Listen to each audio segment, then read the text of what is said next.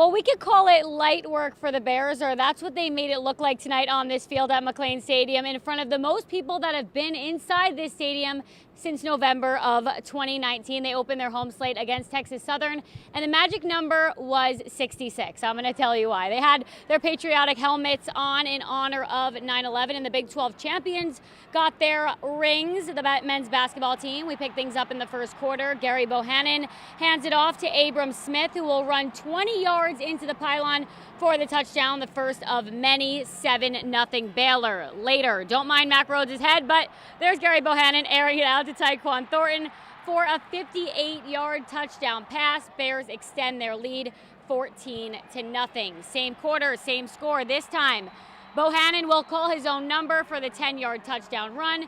Bears up 21-0. That's how this one would go all night long. Bears win it by a huge score, 66-7.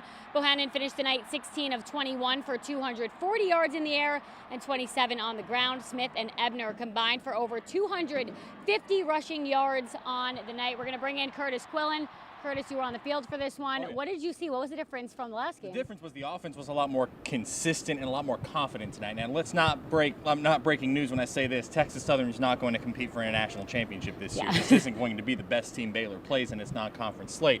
But the Bears looked better. They looked confident. And when you can get 4 of your quarterbacks on the roster into the game, that speaks volumes to how the offense is really playing in this one. Obviously, Gary Bohannon got the start. Finally got to see the long ball from Bohannon, a 58-yard touchdown pass in the first quarter to his favorite target, Tyquan Thornton. Yeah. And then after that, Jacob Zeno comes in the third quarter. Blake Shapen comes in for a little bit in the fourth. And we even see Brandon Bass come in late in the game. So dominant effort on that end from the Bears. The defense picked up where it left off at Texas State. Really from this one, the Bears made the progress that they needed to with conference play starting next week. Dave Aranda really pleased with how the offense played. Siaki Ika, also known as Apu, was suspended for this game. Coach Aranda, after the game, mentioning it was an off-the-field incident that he had to discipline him for. Those are his words. He does expect him to be back for the road game at Kansas next week.